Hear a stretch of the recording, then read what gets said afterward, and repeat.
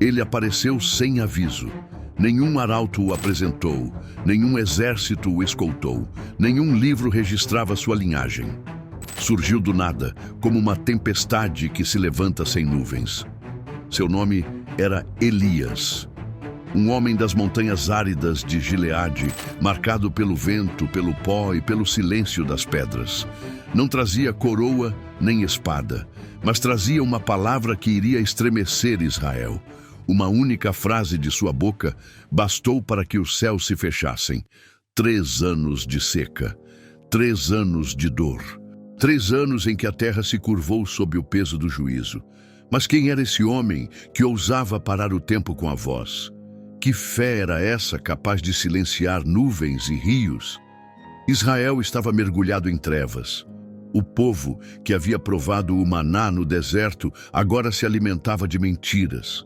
Altares de Baal e postes de Azerá brotavam nas colinas como ervas venenosas. O perfume do incenso queimava nas praças, mas já não subia ao Deus de Abraão.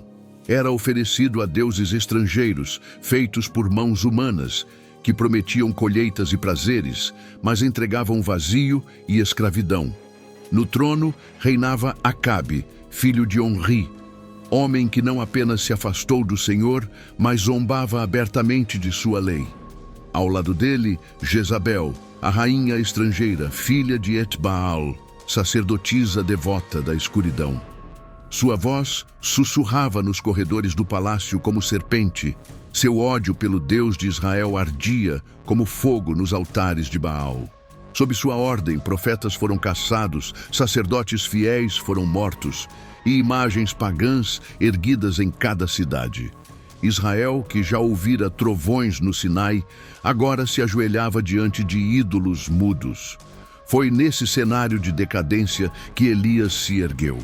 Nenhum pergaminho anuncia sua família, nenhum cronista descreve sua juventude. Apenas uma sentença ressoa como relâmpago em meio às escrituras. Elias, o tisbita dos moradores de Gileade. Um homem rude, vindo de montes selvagens, de vida moldada pela dureza do frio e pelo silêncio do pastoreio. Vestia-se de pele simples, carregava o olhar penetrante de quem via além das aparências e uma fé que não se dobrava diante de rei algum. Seu nome já era uma profecia, Elias, que significa "O Senhor é o meu Deus". E esse nome o sustentava quando cruzou as portas do Palácio Real. O salão resplandecia com ouro, vinho e arrogância. Guardas perfilados, conselheiros bajuladores, risos de soberba enchendo o ar. Mas Elias caminhou sem hesitar. Sua presença trazia consigo o peso de outro trono, invisível, mas eterno. Diante de Acabe, sua voz rompeu como trovão. Tão certo como vive o Senhor, Deus de Israel, perante cuja face estou, nestes anos não haverá orvalho nem chuva, senão segundo a minha palavra. O silêncio caiu como lâmina. Os olhos do rei se inflamaram em fúria, guardas tocaram em espadas, conselheiros cochicharam apavorados. Mas Elias não esperou réplica, não explicou, não justificou, não pediu permissão. Declarou a sentença e saiu. No início, zombaram. É só um fanático, diziam. Amanhã a chuva virá como sempre. Mas o amanhã chegou, e o céu continuou limpo. Os meses avançaram, o sol queimava, as fontes secavam, os campos morriam. Israel, a terra da promessa, agora gemia sob maldição. Então compreenderam que não era a voz de um homem que havia falado. Era a voz do próprio Deus, que através de Elias fechara os céus sobre a nação que o havia traído. O céu permanecia de bronze. Nenhuma nuvem se movia sobre as colinas, nenhum orvalho tocava a relva, nenhum rio se renovava. Israel, que antes cantava colheitas, agora chorava sua própria fome. Enquanto o reino mergulhava em desespero, Elias desapareceu como havia surgido. Ninguém sabia para onde ele fora. Mas o Senhor o conduziu para longe dos olhos do rei e da rainha, escondendo-o junto ao ribeiro de Querite, um curso de águas discretas, oculto entre pedras e sombras. Ali, onde o silêncio do vento fazia tremer as folhas secas, o profeta encontrou refúgio. Não havia banquetes, não havia luxo, não havia companhia humana, apenas a terra, o céu e a presença invisível do Altíssimo. Mas foi nesse isolamento que Elias provou o sustento que nenhum rei poderia oferecer. Pois aves negras, corvos que rondavam a morte, foram transformadas em servos de vida. A cada manhã, a cada entardecer, elas desciam sobre as pedras trazendo pão e carne, como se o próprio céu tivesse aberto mão de seus tesouros para sustentar aquele homem solitário. Quantas noites Elias passou olhando o céu vazio, perguntando em silêncio: Senhor, até quando?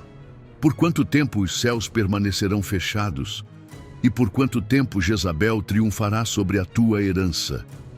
Mas o vento não respondia. Apenas o som das águas do ribeiro quebrava o peso da noite. Ainda assim, Elias sabia que o silêncio de Deus não era abandono, mas forja. Cada gota que secava ao redor, cada ave que pousava com alimento em seu bico, era um lembrete de que a palavra proferida diante de Acabe não havia sido sua, mas do Senhor que vive. Os dias se arrastavam, o ribeiro corria, e o profeta bebia dele como quem bebe da fidelidade de Deus. Mas pouco a pouco, o sol implacável devorava até mesmo aquelas águas. A cada manhã, Elias percebia que o fio do ribeiro diminuía, como uma vela prestes a se apagar. E o coração do homem, por mais firme que fosse, sentia o peso do deserto. Ele, que havia desafiado um rei, agora desafiava o vazio. O estômago ainda era saciado pelos corvos, mas a alma clamava por algo que não descia das asas do céu. Companhia, resposta, consolo. Certa noite, deitado sobre a terra fria, Elias fechou os olhos e murmurou: Deus de Abraão, tu que me tiraste da obscuridade para erguer a voz diante do trono, não me deixes desaparecer no silêncio. Se eu sou apenas pó, sopra em mim o teu sopro outra vez. Se a minha voz se calar, quem anunciará que tu és o único Senhor? A oração foi engolida pelo escuro, mas não foi perdida, pois ainda que o céu parecesse mudo, o ouvido de Deus não se fecha ao clamor dos que o temem. Então, o ribeiro secou. As pedras, que antes eram leito de águas, agora eram cicatrizes de pó. Elias permaneceu em pé diante da aridez, sabendo que aquele era o sinal.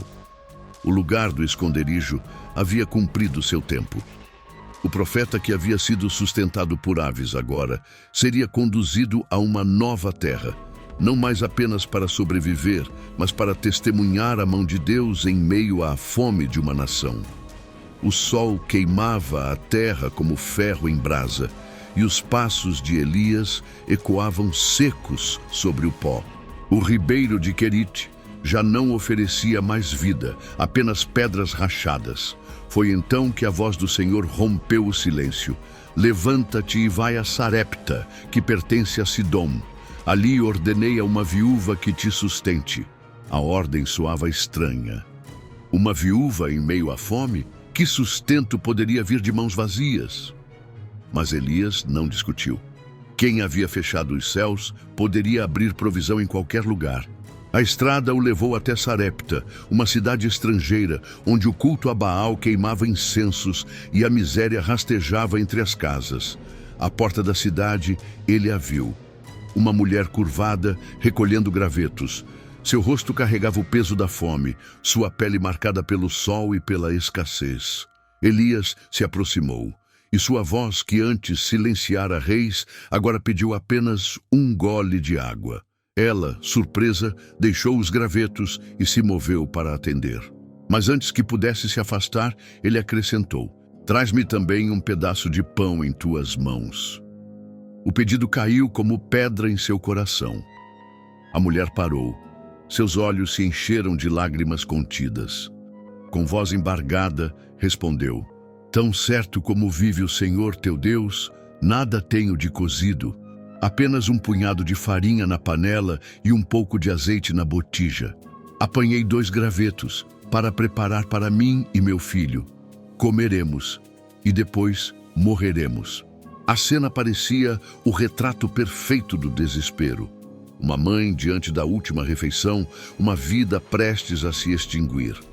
Mas Elias, firme como quem já conhecia a fidelidade do Altíssimo, ergueu a voz. Não temas, vai e faz como disseste. Mas primeiro, prepara para mim um bolo pequeno e traze-me aqui. Depois farás para ti e para teu filho. Porque assim diz o Senhor Deus de Israel: a farinha da panela não se acabará, e o azeite da botija não faltará até o dia em que o Senhor fizer chover sobre a terra. O silêncio pairou. A promessa parecia impossível, insana até. Mas algo na voz do profeta não soava humano.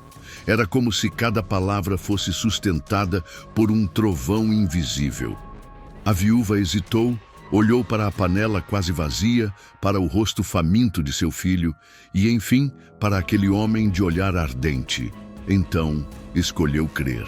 Com mãos trêmulas, preparou o pão. Primeiro para o profeta, depois para si e seu filho. E quando voltou à panela, lá estava. A farinha não havia se esgotado. O azeite ainda escorria da botija. O impossível havia se tornado cotidiano. Dia após dia, semana após semana, a promessa se cumpria diante de seus olhos. A morte que rondava sua casa fora expulsa pela palavra do Senhor. Elias permaneceu ali, vivendo sob o teto da viúva, testemunhando que o Deus de Israel não era limitado por fronteiras, nem por escassez, nem pela seca que devastava os campos. O mesmo que ordenara aos corvos que o alimentassem, agora fazia da pobreza uma fonte inesgotável de vida. Mas o tempo de paz seria breve. Pois mesmo quando o milagre alimenta, a sombra da morte ainda ronda. E a casa da viúva, antes sustentada pelo pão, em breve seria provada pelo sopro gelado da tragédia. A casa que antes se enchia do perfume do pão fresco começou a ser tomada por um silêncio pesado. O menino, filho único da viúva, que corria entre as paredes com olhos brilhantes, mesmo em dias de fome, agora jazia enfermo. A febre queimava seu corpo como se fosse reflexo do sol que castigava a terra. A mãe, antes fortalecida pela promessa da farinha e do azeite, agora se ajoelhava sem forças, vendo a vida de seu filho escapar como areia entre os dedos. Não demorou muito, e a respiração frágil cessou. O silêncio da morte tomou conta da sala. A viúva, com lágrimas ardendo no rosto, voltou-se contra Elias. Sua voz era um misto de dor e acusação. Que tenho eu contigo, homem de Deus? Vieste a mim para trazeres à memória a minha iniquidade e matares o meu filho. O milagre do pão não parecia mais consolo. Que valor tinha alimento se a vida havia sido arrancada? Elias olhou para o corpo imóvel do menino. Seu coração foi atingido como por uma espada invisível. O profeta que havia enfrentado o rei, que havia falado e fechado os céus, agora sentia o peso insuportável de não ter respostas. Mas dentro dele, uma chama não se apagava, a certeza de que o Senhor não abandonaria aquela casa. Com voz firme pediu à mãe: dá-me teu filho. Tomou o corpo pequeno em seus braços, subiu ao quarto onde se hospedava e ali, diante do leito, caiu de joelhos. O silêncio da morte parecia zombar de sua fé, mas Elias abriu a boca e clamou: ó Senhor, meu Deus, trouxeste mal até a viúva com quem me hospedo, matando-lhe o filho. Seu grito atravessava as paredes, ecoava como ferida. Então estendeu-se sobre o corpo 3 vezes e clamou ainda mais alto: ó Senhor, meu Deus, rogo-te, faze voltar a alma deste menino. A luta parecia invisível, mas real. O quarto tornou-se palco de uma batalha entre vida e morte. A respiração de Elias se misturava ao silêncio da criança. O suor corria por sua face e suas palavras eram flechas lançadas contra a escuridão. Até que, de repente, algo mudou. O peito do menino se ergueu. O sopro da vida voltou a encher seus pulmões. Os olhos se abriram e a cor retornou à sua pele. Elias tomou o menino nos braços, desceu as escadas com passos que tremiam de emoção e entregou-o à mãe. Sua voz, embargada pela glória do momento, declarou: "Vê, teu filho vive." A viúva caiu em prantos, mas seus lábios não pronunciaram acusações. Em meio às lágrimas, ergueu a voz: "Nisto agora conheço que tu és homem de Deus e que a palavra do Senhor na tua boca é verdade." Naquela pequena casa em Sarepta, onde a morte havia tentado reinar, o Deus vivo mostrou-se não apenas sustentador de pão, mas doador de vida. Elias não era apenas profeta da seca ou da provisão. Tornara-se testemunha de que nem a morte pode resistir ao poder do Senhor. Mas enquanto o coração daquela família se alegrava, Israel ainda gemia sob a fome, e Jezabel continuava erguendo altares a deuses mortos. O tempo da prova não havia terminado. O silêncio de Deus logo daria lugar a fogo, e a nação veria quem realmente reinava sobre os céus e a terra. Os anos da seca haviam transformado Israel em ruínas vivas. Homens magros arrastavam pés descalços, mulheres carregavam filhos sem forças, o pó da fome se erguia em cada esquina. As colheitas eram lembranças, os rios fantasmas, a esperança um fio quase partido. O povo, dividido entre a memória do Deus de seus pais e os altares de Baal, vacilava como quem não sabia em quem confiar. E foi nesse tempo de desolação que o Senhor falou outra vez a Elias: "Vai, apresenta-te a Acabe, porque darei chuva sobre a terra." O profeta, que havia vivido oculto, sustentado por corvos e pela fé de uma viúva, agora deveria se mostrar ao rei que o buscava com fúria. Jezabel mandara exterminar os profetas do Senhor, mas a palavra que queimava em Elias não podia ser silenciada. Quando Acabe o encontrou, o rosto do rei se contorceu em raiva.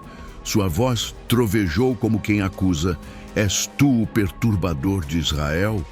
Mas Elias, com a firmeza de quem não teme tronos, respondeu: "Eu não tenho perturbado Israel, mas tu e a casa de teu pai, porque deixastes os mandamentos do Senhor e seguistes a Baal. Agora envia e ajunta a mim todo o Israel no Monte Carmelo, como também os 450 profetas de Baal e os 400 profetas de Azerá, que comem da mesa de Jezabel." O desafio ecoou como trovão. O Monte Carmelo, lugar de lembranças antigas, tornar-se-ia palco de um confronto decisivo. O povo subiu, os profetas pagãos se ajuntaram e Elias se colocou diante da multidão. Seus olhos ardiam, sua voz carregava o peso do céu. "Até quando cocheareis entre dois pensamentos? Se o Senhor é Deus, segui-o, mas se Baal, segui-o."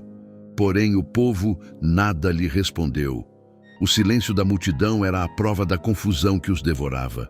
Então Elias propôs: "Deem-nos 2 novilhos. Escolham eles para si um, cortem-no em pedaços, ponham sobre a lenha, mas não lhe metam fogo. Eu prepararei o outro novilho e o porei sobre a lenha, e tampouco lhe meterei fogo.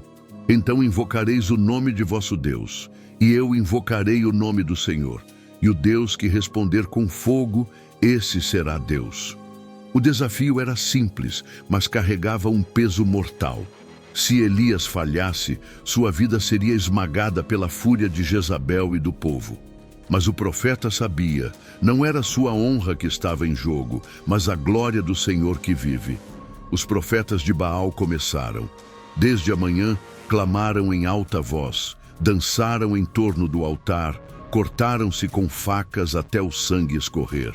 O sol subia, o calor queimava, mas nenhuma resposta vinha. O altar permanecia mudo, a lenha fria, o céu fechado. Elias os observava e com ironia zombava: "Clamai em voz alta, porque é Deus. Pode ser que esteja meditando ou atendendo a necessidades ou viajando. Talvez esteja dormindo e despertará." A tarde chegou e o sangue dos profetas misturava-se ao pó, mas Baal não respondeu. Então Elias se levantou, chamou o povo para perto e restaurou o altar do Senhor, que estava em ruínas. Tomou 12 pedras, segundo as tribos de Israel, e com elas ergueu o altar em nome do Senhor. Cavou uma vala ao redor, pôs a lenha em ordem, cortou o novilho e o colocou sobre o altar. E para que não houvesse dúvidas, ordenou que derramassem 4 cântaros de água sobre a oferta e sobre a lenha. 3 vezes repetiram o ato, até que a água correu e encheu a vala. O povo prendia a respiração.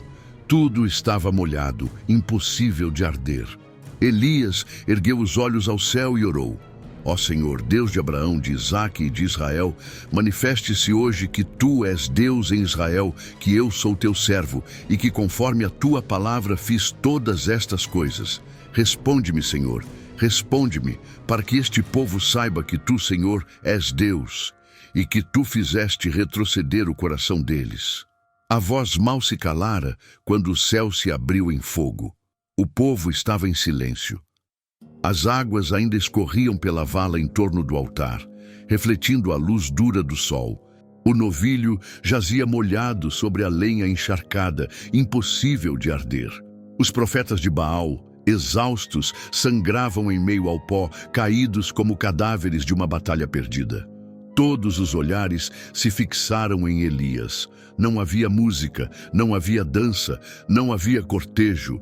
Apenas um homem solitário de olhos firmes diante do altar restaurado do Senhor. E então aconteceu. Do alto dos céus, um clarão rasgou as nuvens. O fogo do Senhor desceu como uma torrente viva. Não foi chama comum, mas labareda de juízo e glória. Consumiu a lenha encharcada, devorou o novilho, secou as águas da vala, até as pedras do altar foram lambidas pelo fogo. O Carmelo tremeu, o vento soprou em círculos como se a própria criação se curvasse. O povo atônito caiu de rosto em terra e de seus lábios irrompeu um clamor uníssono: O Senhor é Deus, o Senhor é Deus. Aquela montanha se tornou palco de revelação. Não havia mais espaço para dúvidas, nem para cochear entre 2 pensamentos. O silêncio de Baal fora esmagado pelo trovão do Altíssimo. Elias, tomado de autoridade, ergueu a voz e ordenou: Prendei os profetas de Baal. Não escape nenhum deles. O povo, que antes vacilava, agora se levantou como exército. Os profetas foram arrastados até o ribeiro de Quizon e ali a sentença de morte caiu sobre todos. O sangue daqueles que enganaram Israel manchou a terra, e a sombra de Jezabel foi afrontada diante da nação. O fogo que desceu não apenas provou quem era o verdadeiro Deus, mas também revelou quem Elias era diante do céu.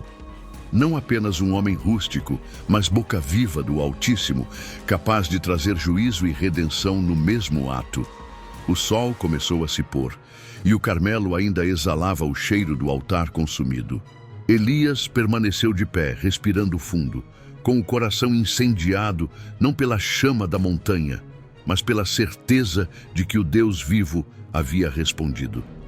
O povo que antes silenciava, agora gritava o nome do Senhor, como se tivesse despertado de um transe sombrio. Mas no coração do profeta havia mais uma promessa. O fogo havia descido, mas a chuva ainda não havia vindo. A terra continuava rachada, os rios secos, o povo faminto. O fogo mostrara quem era Deus, mas a chuva mostraria sua misericórdia. E Elias sabia, a batalha ainda não havia terminado. Com o rosto voltado para o horizonte, sentia que o confronto no Carmelo era apenas o início de algo maior. Pois enquanto Israel clamava, Jezabel ainda respirava. E a fúria da rainha, ferida em seu orgulho e em sua devoção a Baal, não tardaria a se erguer como tempestade contra o profeta que ousara envergonhar seus deuses diante de toda a nação. O Monte Carmelo ainda ardia na memória do povo. O fogo do céu havia descido, e todos sabiam que o Senhor era Deus. Mas a terra continuava seca, e o pó se levantava como testemunha da maldição. Elias, tomado pelo peso da promessa, voltou-se para Acabe e declarou: Sobe, come e bebe, porque já se ouve ruído de abundante chuva. O rei, atônito pela cena que presenciara, retirou-se para comer. Elias, porém, não buscou banquete algum. Subiu ao cume do monte e se lançou em oração. Ali, com o rosto entre os joelhos, o profeta clamava. Sua boca não buscava palavras ensaiadas, mas gemidos que nasciam do fundo da alma. Ele sabia que o mesmo Deus que enviara fogo enviaria também chuva. Mas a fé precisava lutar contra o silêncio. Ao seu lado estava o servo, fiel companheiro em meio ao peso da missão. Elias ergueu os olhos e disse: sobe e olha para o lado do mar. O servo correu, olhou o horizonte vazio e voltou. Nada há. Elias não se moveu. Apenas murmurou em oração e ordenou: torna a olhar. O servo correu outra vez, mas o céu permanecia limpo, apenas o sol castigando a terra. Voltou com a mesma resposta: nada há. O profeta não desistiu. 7 vezes repetiu o envio. 7 vezes o servo correu e voltou com a mesma negativa. A cada retorno, Elias permanecia prostrado, cravado no chão como árvore cujas raízes se aprofundam em busca de águas ocultas. Na 7ª vez, o servo retornou com a voz embargada, como quem não sabia se falava esperança ou ilusão. Eis aqui uma nuvem pequena, como a palma da mão de um homem que sobe do mar. Elias ergueu-se como se tivesse ouvido o som de trombetas celestiais. A nuvem era minúscula, quase invisível, mas para o coração do profeta era o selo da promessa. Com voz firme, disse ao servo: sobe e dize a Acabe: aparelha o teu carro e desce para que a chuva não te detenha. O horizonte começou a se tingir de cinza. O vento mudou, trazendo cheiro de águas, e logo o céu se encheu de nuvens negras, carregadas, como se o próprio oceano tivesse sido levantado para o alto. Relâmpagos cortaram o firmamento e trovões ecoaram entre as montanhas. A chuva caiu, pesada, abundante, rugindo como cataratas sobre a terra seca. O pó transformou-se em lama, os rios começaram a se encher, a vida voltou a brotar do chão. O povo, que antes gemia, agora corria em meio às águas, molhando o rosto com lágrimas e gotas de céu. Era o retorno da misericórdia. E Elias, tomado pelo Espírito, cingiu os lombos e correu diante do carro de Acabe até a entrada de Jezreel. O profeta não corria pela força de suas pernas, mas pelo vento de Deus que o impulsionava. Acabe, protegido pela chuva, avançava em seu carro real. Mas o profeta, tomado pelo poder do Altíssimo, foi à frente, como sinal de que nenhum rei se move antes que o servo do Senhor vá adiante. Porém, Jezabel esperava em Jezreel. E o coração da rainha, ferido pela humilhação no Carmelo, agora queimava com fúria. Se fogo havia descido do céu, sangue deveria descer sobre Elias. E a tempestade que se formava no palácio seria mais aterradora que qualquer nuvem no horizonte. A chuva ainda molhava os campos quando as palavras de Jezabel se espalharam como veneno. A rainha, enfurecida com a queda dos profetas de Baal e com a humilhação diante de toda a nação, ergueu a voz como lâmina. Assim me façam os deuses, e outro tanto, se amanhã, a estas horas, eu não fizer a tua vida como a de um deles. O recado chegou até Elias com a frieza de uma sentença de morte. A mulher que dominava o trono, com sussurros e sangue, agora jurava exterminar o homem que fizera fogo cair do céu. E o profeta, que enfrentara um rei, que desafiara centenas de falsos sacerdotes, que clamava e era ouvido pelo Altíssimo, sentiu o peso da ameaça penetrar sua alma.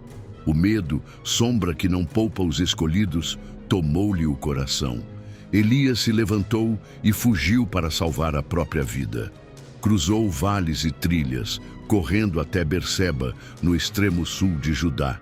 Deixou ali o seu servo e seguiu sozinho pelo deserto. A areia se erguia em redemoinhos, o sol queimava sua pele, o silêncio era cortado apenas pelo som do vento. O homem que carregava fogo em suas palavras agora caminhava curvado, como quem carrega o peso de sua própria fraqueza. Debaixo de um zimbro, caiu ao chão, exausto. Seu rosto tocou o pó, e de sua boca saiu um gemido que não parecia oração, mas rendição. Já basta, ó Senhor. Toma agora a minha vida, pois não sou melhor do que meus pais. Era o grito de um homem quebrado, que já não via forças para seguir. O profeta de fogo clamava por descanso eterno, implorava pelo fim.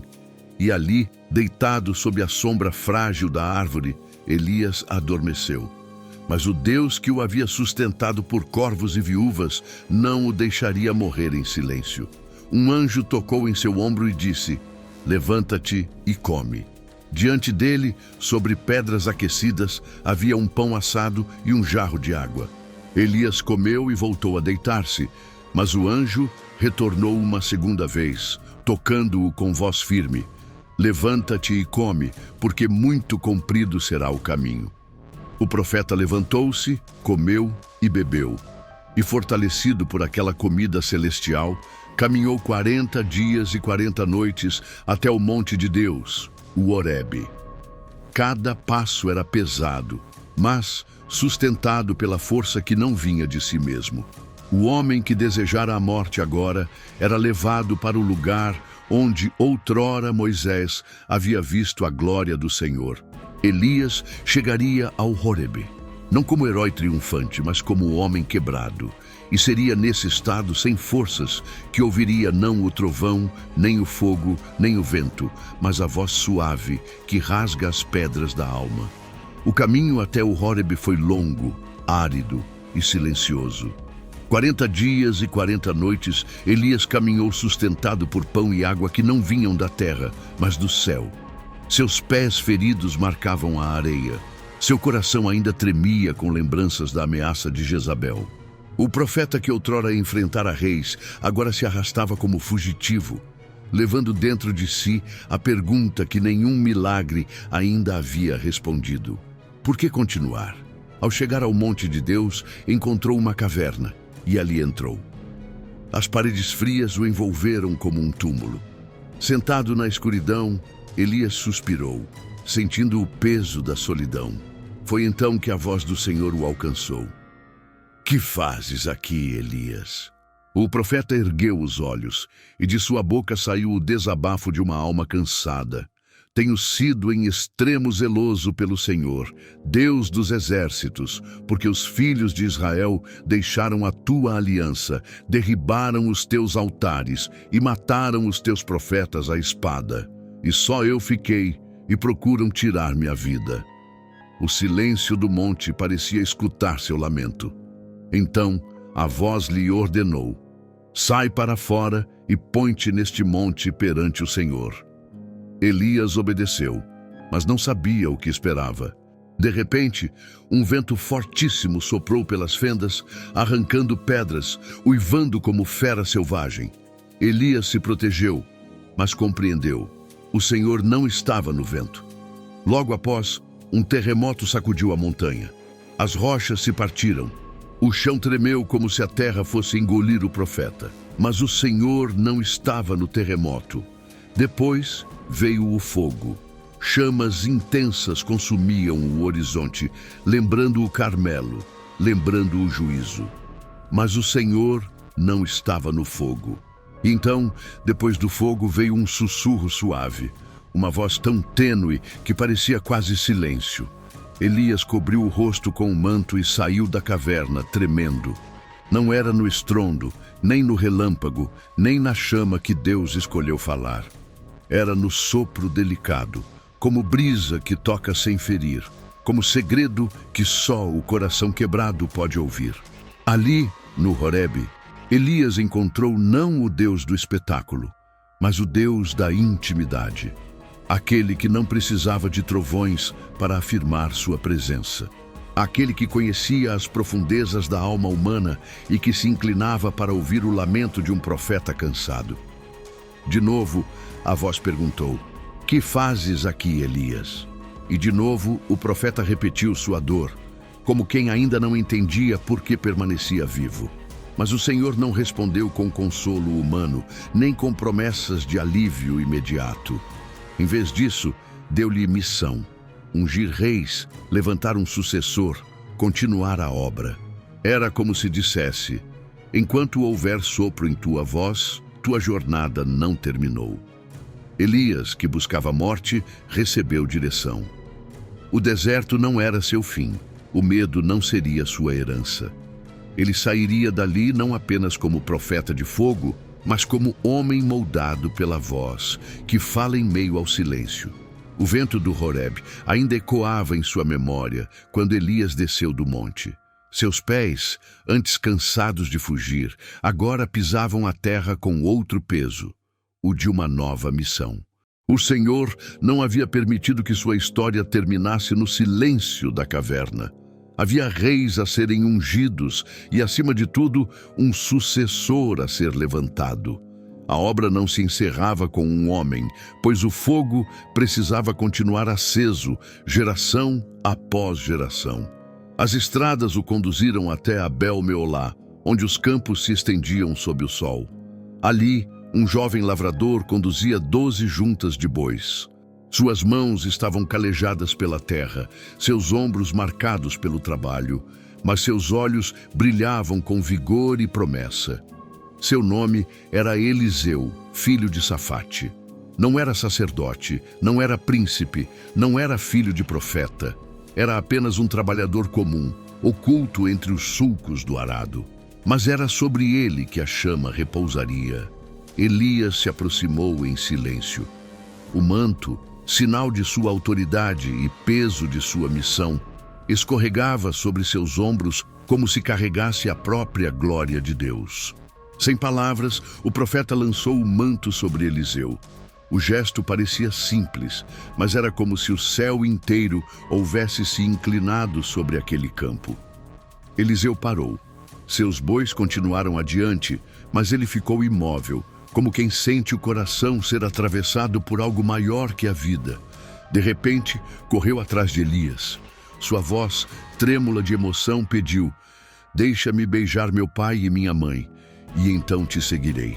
Elias olhou para ele, olhos profundos como o deserto, e respondeu: "Vai e volta, pois que te fiz eu?"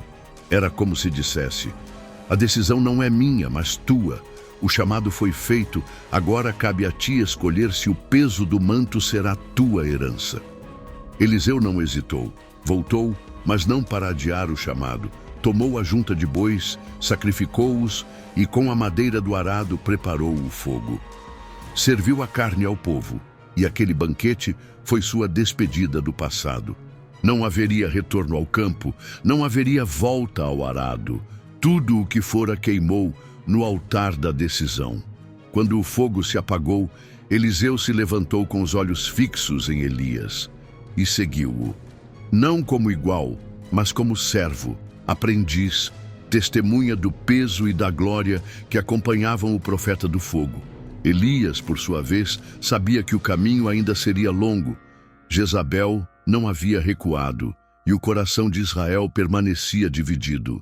O manto havia encontrado repouso sobre outro ombro, mas antes que a tocha fosse entregue, ainda haveria confrontos, sinais e provas. A sombra da morte continuava rondando, e a jornada do profeta ainda o levaria a palácios, desertos e vales, onde só a voz de Deus poderia sustentá-lo. As colinas de Samaria ainda guardavam o cheiro da idolatria. Altares de Baal continuavam erguidos, e Jezabel ainda reinava com seu olhar frio e seu coração cheio de ódio. Mas o pecado não se escondia dos olhos do Senhor. E uma vez mais, Elias foi chamado a erguer a voz contra a casa real, não diante de multidões no Carmelo, mas nos corredores sombrios onde decisões maculadas pelo sangue eram tomadas. Acabe, mesmo tendo visto o fogo cair do céu e a chuva voltar pela palavra do profeta, não se converteu. Seu coração se tornara pesado como pedra, insensível ao clamor de um povo que sofria. A prova mais cruel desse endurecimento veio à tona quando o rei voltou os olhos para uma simples vinha.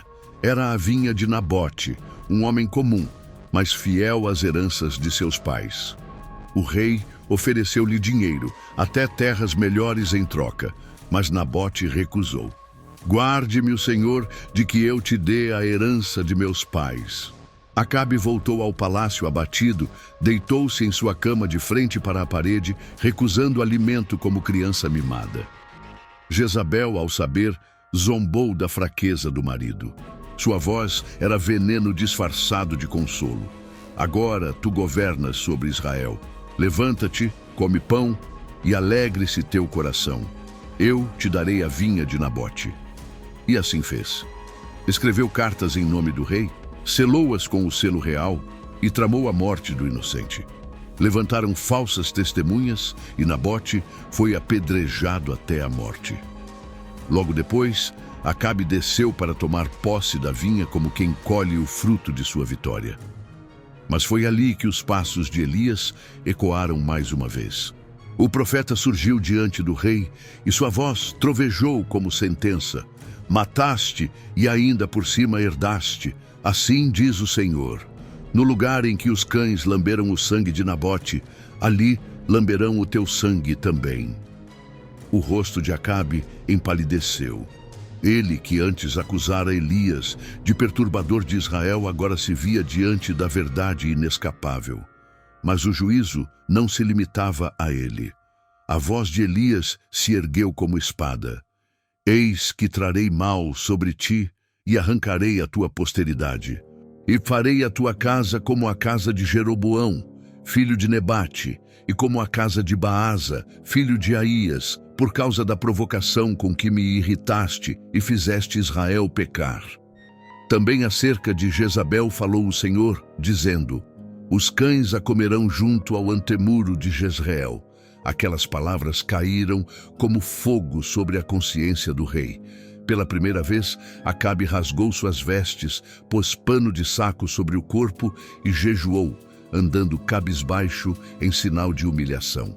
E o Senhor, em sua misericórdia, olhou para aquele gesto, retardando o mal nos dias de Acabe, mas não retirando o juízo definitivo de sua casa. Elias partiu, sabendo que a sentença havia sido lançada. O sangue clamara do chão e a resposta do céu fora ouvida. Jezabel continuava no trono, sorrindo com lábios pintados de orgulho, mas sua queda já estava escrita, pois não há rainha, nem exército, nem deuses pagãos que possam escapar do decreto do Senhor. O trono de Israel permanecia cercado por sombras.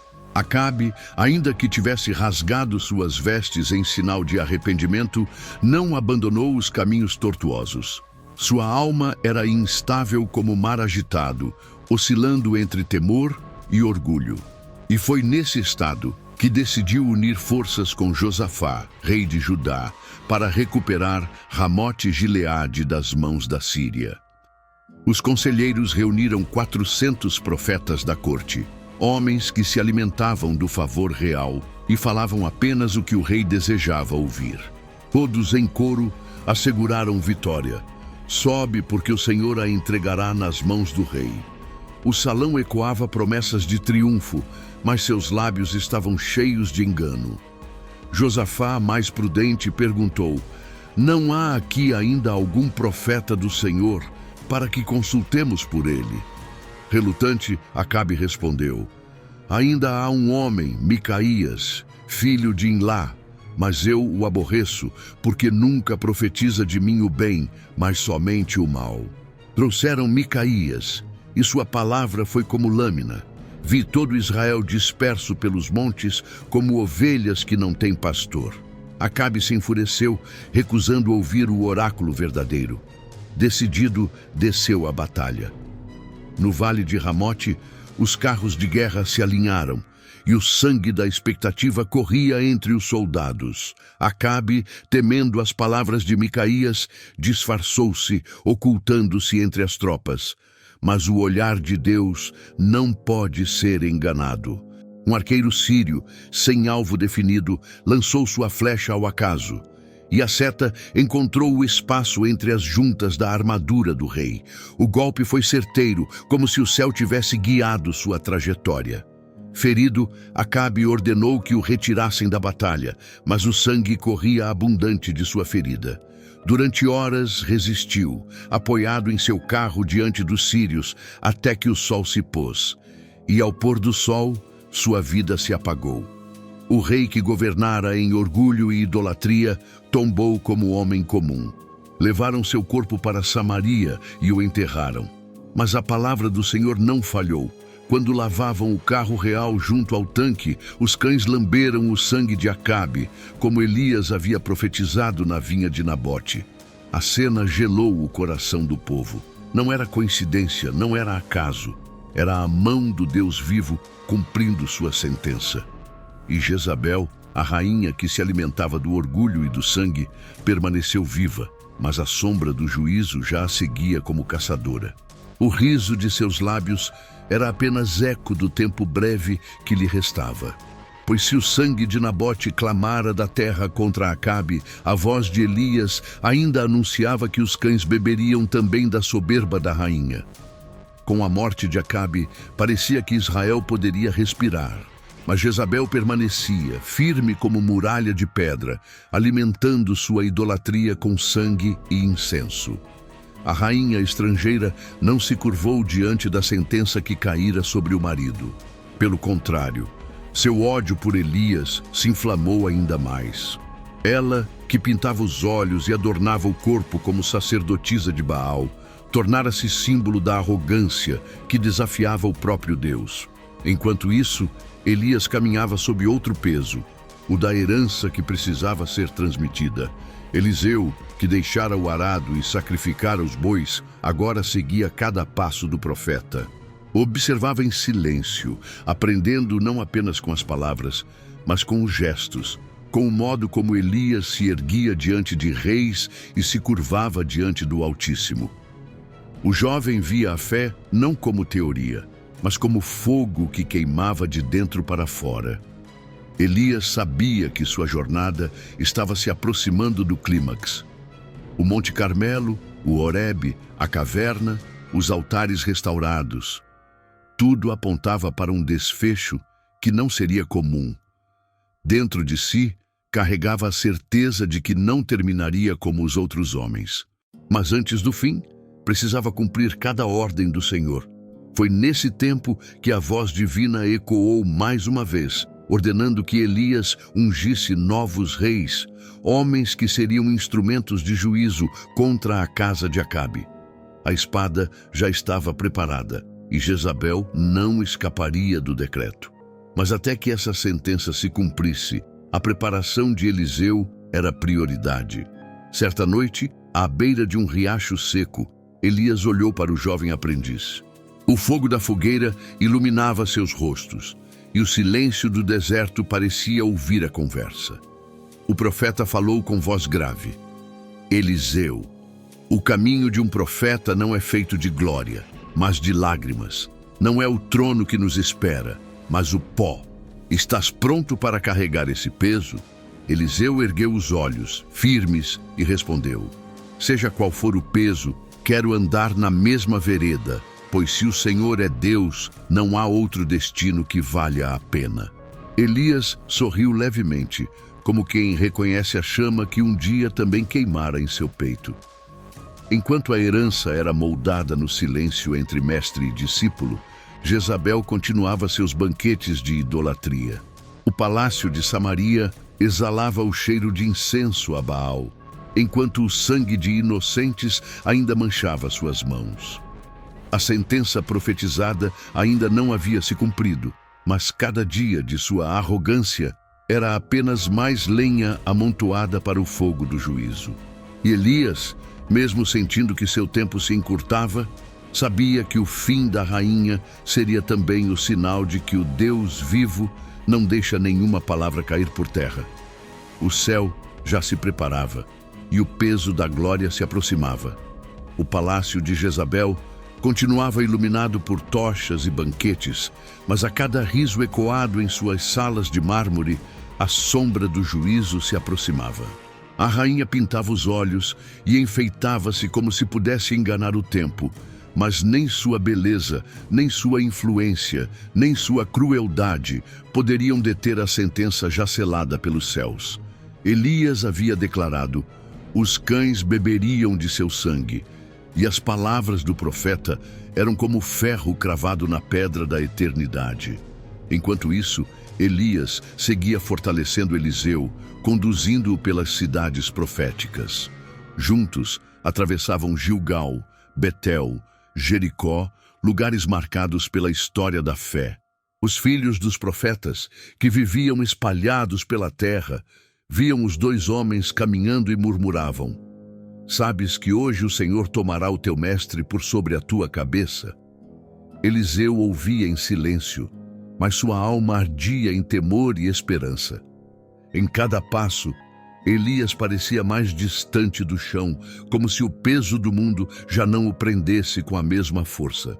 Seu olhar estava sempre voltado ao horizonte, e sua voz, quando falava, carregava a intensidade de quem sabia que cada palavra poderia ser a última. Eliseu, no entanto, não se afastava. Seu coração se recusava a soltar as vestes do mestre. Numa dessas caminhadas, Elias olhou para o discípulo e perguntou: pede-me o que queres que te faça, antes que seja tomado de ti. Eliseu, sem hesitar, ergueu a voz com ousadia: peço-te que haja porção dobrada do teu espírito sobre mim. O silêncio caiu entre os dois. O pedido era grande, maior do que qualquer homem poderia conceder. Elias respirou fundo e respondeu: coisa dura pediste. Todavia, se me vires quando for tomado de ti, assim se fará contigo. Porém, se não, não se fará. Enquanto a herança espiritual era preparada, Jezabel permanecia em sua soberba. Não temia profecias, não temia juízo, não temia o sangue inocente que clamava da terra. Mas nos corredores invisíveis do céu, anjos já se alinhavam para cumprir a sentença. O tempo de zombaria da rainha chegava ao fim. Elias sabia que não veria com seus próprios olhos o destino de Jezabel. Sua jornada seria interrompida por algo que nenhum homem antes experimentara. A carruagem da eternidade já se aproximava, e o vento do céu começava a soprar mais forte ao redor do profeta. Mas Eliseu, com o coração atento, seria testemunha do mistério que transformaria o mestre em chama viva. O horizonte se escurecia como presságio. Não era apenas a noite que se aproximava, mas o fim de um ciclo. A queda de Jezabel e a ascensão de Eliseu eram duas faces do mesmo decreto: que a palavra do Senhor permanece e que nenhum trono, por mais altivo, pode resistir ao fogo eterno que consome a idolatria. As cidades proféticas já haviam testemunhado a passagem de Elias e Eliseu. Cada lugar que deixavam para trás parecia despedida. Cada palavra soava como o último ensinamento. O peso da eternidade pairava no ar, e até o vento parecia esperar. Chegaram juntos ao Jordão, o mesmo rio que guardava memórias do Deus que abrira caminho para Israel entrar na terra prometida. Elias tomou o seu manto, enrolou-o como vara e feriu as águas. O rio obediente se abriu em duas partes, revelando o leito seco. Elias e Eliseu passaram juntos, caminhando como homens que atravessavam não apenas um rio, mas a fronteira entre dois mundos. O silêncio era denso, quebrado apenas pelo som dos passos sobre as pedras molhadas. Quando alcançaram a outra margem, Elias parou. Seu rosto, marcado pela dureza do deserto e pela chama da fé, voltou-se para o discípulo. Foi então que o céu se abriu. O vento se ergueu como tempestade, o solo tremeu sob os pés. De repente, uma carruagem de fogo, puxada por cavalos flamejantes, desceu do alto, rasgando o firmamento com clarões de glória.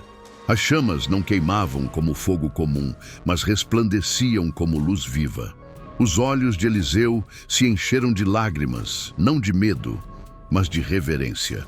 Elias foi arrebatado naquele redemoinho, envolto em fogo e vento, elevado diante dos céus que antes haviam fechado pela sua palavra. Não havia morte, não havia sepultura, não havia despedida comum, havia apenas ascensão.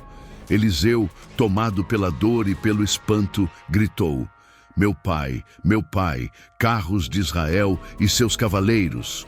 Sua voz ecoou como lamento e declaração, pois sabia que o verdadeiro poder do povo não estava em exércitos de carne, mas na presença de Deus que se revelava através de seus profetas. Quando a carruagem desapareceu no horizonte, o manto de Elias caiu sobre a terra. Eliseu correu, tomou-o em suas mãos e com lágrimas molhou aquele tecido marcado pelo peso da glória. Ali no chão estava a herança. O discípulo se ergueu não mais apenas como aprendiz, mas como sucessor. Eliseu voltou ao Jordão com o coração ardendo. Tomou o manto, golpeou as águas e clamou: onde está o Senhor, Deus de Elias? O rio se abriu mais uma vez, confirmando diante de todos que a chama não havia se apagado, apenas passara de ombro. Os filhos dos profetas observaram de longe e disseram: o espírito de Elias repousa sobre Eliseu. Mas enquanto o sucessor caminhava para cumprir seu destino, a memória de Elias permanecia viva. O homem que enfrentara reis, que desafiara deuses falsos, que invocara fogo do céu e ouvira a voz suave no silêncio, agora estava além do alcance da morte. O céu o havia tomado como testemunho de que a vida do justo não termina no pó, mas se ergue em chama diante do trono eterno. Os anos passaram, mas a sentença contra Jezabel não caiu no esquecimento. A rainha continuava reinando em arrogância, cercada por ídolos, banquetes e sangue inocente. Pintava os olhos, adornava o corpo, erguia altares, como se a vaidade fosse capaz de ocultar a podridão de sua alma. Mas as palavras de Elias ecoavam como trovão não apagado. Os cães comerão Jezabel junto ao antemuro de Jezreel. Foi nos dias de Jeú, levantado por Deus como instrumento de juízo, que a profecia começou a se cumprir. O general, ungido para pôr fim à casa de Acabe, marchou com fúria sobre Jezreel. O palácio estremeceu com a notícia de sua aproximação. Jezabel, em desafio, pintou os olhos e adornou-se, como se pudesse encarar o juízo com o mesmo rosto com que seduzira e matara. Postou-se à janela, olhando para baixo com voz carregada de escárnio. Teve paz Zinri, que matou a seu senhor. Mas Jeú não se intimidou. Levantou o olhar e bradou: quem está comigo? Quem? 2 ou 3 eunucos olharam pela janela. Eram servos da própria rainha, mas naquele instante escolheram o Senhor. A ordem ecoou firme: lançai-a daí abaixo. E assim fizeram. O corpo de Jezabel caiu, e seu sangue respingou na parede e nos cavalos, que a pisotearam sem piedade. Quando Jeú entrou para comer e beber, ordenou depois: olhai por aquela maldita e sepultai-a, porque é filha de rei. Mas quando foram buscar o corpo, nada encontraram, senão o crânio, os pés e as palmas das mãos. Os cães haviam devorado o restante, cumprindo palavra por palavra da profecia de Elias. Assim, se apagou a mulher que se levantara contra os profetas do Senhor, que encheu Israel de idolatria e sangue. Sua queda foi não apenas a morte de uma rainha, mas o sinal de que nenhuma soberba pode resistir ao decreto divino. Os corredores do palácio, que antes exalavam perfume e incenso a Baal, agora cheiravam a sangue e pó. Eliseu, herdeiro do manto de Elias, ouviu o relato e viu nele a confirmação de que o Deus vivo não deixa suas palavras caírem por terra. A sentença que muitos zombaram, que parecia esquecida pelo tempo, havia se cumprido em detalhes. E assim como o fogo no Carmelo e a chuva após a seca, o juízo sobre Jezabel era testemunho eterno de que o Senhor reina. Israel ainda enfrentaria outros reis, outras batalhas, outras idolatrias, Mas a queda da rainha estrangeira marcava o fim de uma era. O trono que se ergueu contra Deus fora derrubado pela mão do próprio Deus. E o eco daquela visão atravessaria séculos como advertência. Todo poder que se levanta contra o Altíssimo termina em pó diante de sua palavra. O tempo passou, mas o nome de Elias não se apagou das colinas de Israel. Ainda que tivesse sido levado em redemoinho, ainda que seus pés não estivessem mais sobre a terra, sua presença permanecia como chama que não se extingue. O povo contava suas histórias à beira das fogueiras. As mães repetiam aos filhos como ele havia desafiado reis e como o fogo havia descido do céu em resposta ao seu clamor. Para muitos, Elias já não era apenas profeta. Era memória viva, era ferida aberta, era lembrança ardente de que Deus não havia abandonado seu povo. Em cada geração, seu nome ressurgia como trovão distante. Os sacerdotes de Jerusalém falavam dele com temor.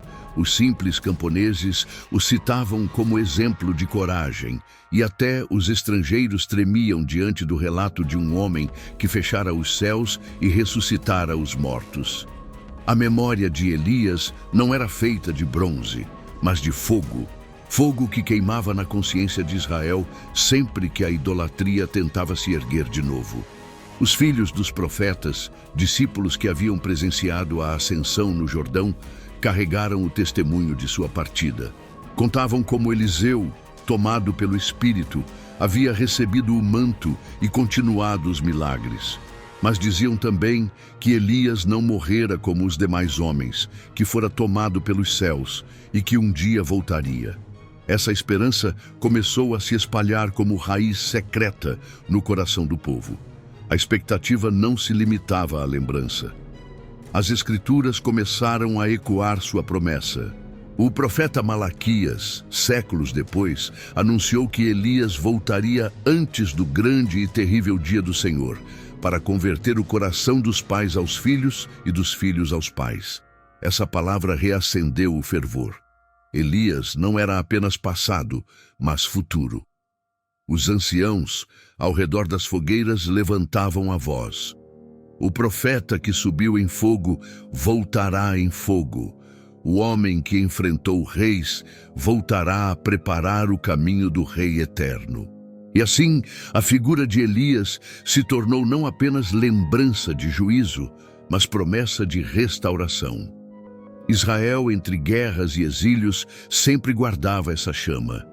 Nos dias de festa, ao redor das mesas, deixavam uma cadeira vazia, como se aguardassem que o profeta do fogo se assentasse entre eles. A esperança era viva, porque o Deus que havia levantado Elias não era Deus de mortos, mas de vivos. E assim, sua memória atravessava os séculos. O profeta que surgira do nada, sem genealogia registrada, agora fazia parte da própria identidade de um povo. Elias era mais que um homem, tornara-se símbolo de resistência contra a idolatria, símbolo de coragem diante de reis, símbolo de fogo que nunca se apaga. Mas a promessa de seu retorno não era apenas consolo, era também aviso. Pois se Elias havia vindo uma vez para confrontar altares e proclamar juízo, sua volta seria prenúncio de um tempo em que o céu e a terra seriam novamente abalados. Os séculos se sucederam e Israel atravessou impérios, exílios e humilhações. Babilônios, persas, gregos e romanos marcharam sobre suas terras, mas em cada geração uma chama permanecia acesa, a expectativa de Elias. O profeta que havia subido em fogo não fora esquecido. Pelo contrário, sua ausência tornara-se presença constante. Muitos acreditavam que Elias retornaria antes que o Messias viesse. A promessa de Malaquias ecoava nos corações. Eis que eu vos enviarei o profeta Elias, antes que venha o grande e terrível dia do Senhor. As famílias, em cada celebração da Páscoa, deixavam uma cadeira vazia à mesa, como se em qualquer noite o profeta pudesse atravessar a porta e se assentar. Sua memória não era apenas lembrança, era espera. E então, em dias de silêncio profético, quando a voz de Deus parecia distante, um homem surgiu no deserto. Vestia-se de pelos de camelo, cingia os lombos com um cinto de couro, e sua voz ecoava como trovão nas areias do Jordão. Arrependei-vos, porque é chegado o reino dos céus. O povo corria para ouvi-lo, multidões desciam as águas confessando seus pecados. Seu nome era João, mas muitos olhavam para ele e murmuravam: não será este Elias? Sua aparência rude, sua voz cortante, sua autoridade diante de sacerdotes e soldados faziam ressurgir as lembranças do profeta antigo. João, porém, respondia: eu não sou o Cristo, não sou Elias reencarnado, mas a voz do que clama no deserto: endireitai o caminho do Senhor. Ainda assim, a semelhança era inegável. O mesmo Espírito que havia repousado sobre Elias agora soprava sobre João. Elias, o homem que desafiara reis e invocara fogo, agora era lembrado como prenúncio da maior revelação. Seu eco ressoava na figura de João, preparando o caminho para aquele que não viria apenas com fogo sobre o altar, mas com fogo sobre os corações. Pois se Elias havia provado que o Senhor era Deus diante de um povo vacilante, agora o Messias provaria que o Senhor era Deus diante de todas as nações. Os sacerdotes perguntavam com inquietação: és tu Elias? E a resposta, embora negasse a carne, confirmava o Espírito. O mesmo poder que incendiara o Carmelo agora acendia o deserto do Jordão. O profeta do passado e o arauto do futuro eram dois sinais de uma mesma promessa: que a palavra de Deus não morre, mas continua atravessando gerações como chama que não se apaga. E assim, até nos dias do Messias, o nome de Elias não se calava. Era lembrado nas praças, citado nas sinagogas, temido pelos reis. Herodes temia que João fosse Elias renascido. E o próprio povo, ao ver os milagres de Jesus, perguntava: não será este Elias? O profeta do fogo tornara-se medida e espelho, porque sua memória estava gravada como cicatriz no coração de Israel. Mas a verdade maior ainda estava escondida. O Elias que subira em fogo havia deixado uma promessa. E no Monte da Transfiguração, séculos depois, ele mesmo apareceria ao lado de Moisés, testemunhando que a lei e os profetas encontravam sua plenitude naquele que era a palavra viva. As colinas da Galileia guardavam um segredo. Jesus, o mestre que pregava com autoridade e curava com poder, levou consigo 3 discípulos ao alto de um monte. O vento soprava frio, a noite cobria a terra e os homens subiam sem imaginar o que testemunhariam. Ali, diante de seus olhos cansados, o semblante do mestre mudou. Seu rosto brilhou como o sol e suas vestes resplandeceram como a luz. Os discípulos caíram de joelhos, incapazes de suportar a glória que os cercava. E foi então que o impossível aconteceu. 2 figuras surgiram ao lado do Cristo glorificado. Uma era Moisés, o legislador, o homem que recebera as tábuas no Sinai. A outra, envolta em um manto de fogo invisível, era Elias, o profeta arrebatado, o homem que nunca conhecera a morte. Ali estavam os 3, a lei, os profetas e o Filho de Deus. Moisés representava o mandamento, Elias representava o fogo da profecia e Jesus era a plenitude de ambos. Conversavam sobre o que haveria de acontecer em Jerusalém, sobre o sacrifício que mudaria o destino da humanidade. Pedro, tomado de temor e confusão, murmurou: Senhor, bom é estarmos aqui. Se queres, façamos aqui 3 tendas, uma para ti, outra para Moisés e outra para Elias. Mas uma nuvem luminosa os envolveu, e da nuvem veio uma voz que silenciou tudo: Este é o meu filho amado, em quem me comprazo, a ele ouvi. Os discípulos caíram com o rosto em terra, aterrorizados. E quando levantaram os olhos, não viram mais ninguém, senão Jesus. Elias, aquele que fora levado em redemoinho, havia descido mais uma vez, não como sombra, mas como testemunha. Sua presença no Monte da Transfiguração era o selo de que suas palavras, seus atos e sua memória estavam ligados a algo muito maior. Ele não era fim, mas ponte. O profeta que invocara fogo agora via diante de si o próprio Cordeiro, que traria fogo eterno não sobre pedras, mas sobre corações. Para os discípulos, a visão era mistério. O homem que o povo esperava, cuja volta fora prometida por séculos, surgira diante deles, não para iniciar revoltas, mas para confirmar que tudo se cumpria no Cristo. Elias, que havia desafiado reis e ouvido a voz suave no Horebe, agora contemplava o próprio Filho de Deus, luz maior que qualquer fogo. E quando a visão cessou, restou apenas o silêncio e o peso da glória. O Monte da Transfiguração tornou-se testemunho de que Elias não pertencera apenas ao passado. Ele era parte da trama que unia a antiga aliança ao novo pacto, lembrança viva de que a chama da profecia não se apaga, mas aponta sempre para o cumprimento final. O nome de Elias atravessou séculos como chama que não se apaga. Ele não morreu como os outros homens, não foi sepultado em vale algum, não repousa em ossos esquecidos sob pedras antigas. Ele foi tomado em fogo, em redemoinho, em carruagem celestial. Mas sua voz ainda ecoa, não apenas nas páginas da Escritura, mas na consciência da humanidade. Elias foi o homem que ergueu-se diante de reis sem exércitos, que falou contra multidões sem medo, que invocou fogo sobre altares molhados, que fechou os céus com uma frase, que abriu-os com uma oração. Foi também o homem que se curvou no deserto, exausto, pedindo a morte.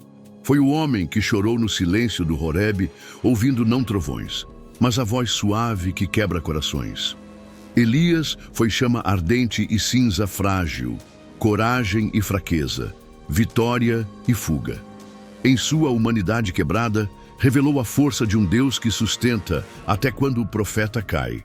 Séculos depois, sua figura ressurge ao lado de Moisés, testemunhando a glória do Filho de Deus no Monte da Transfiguração.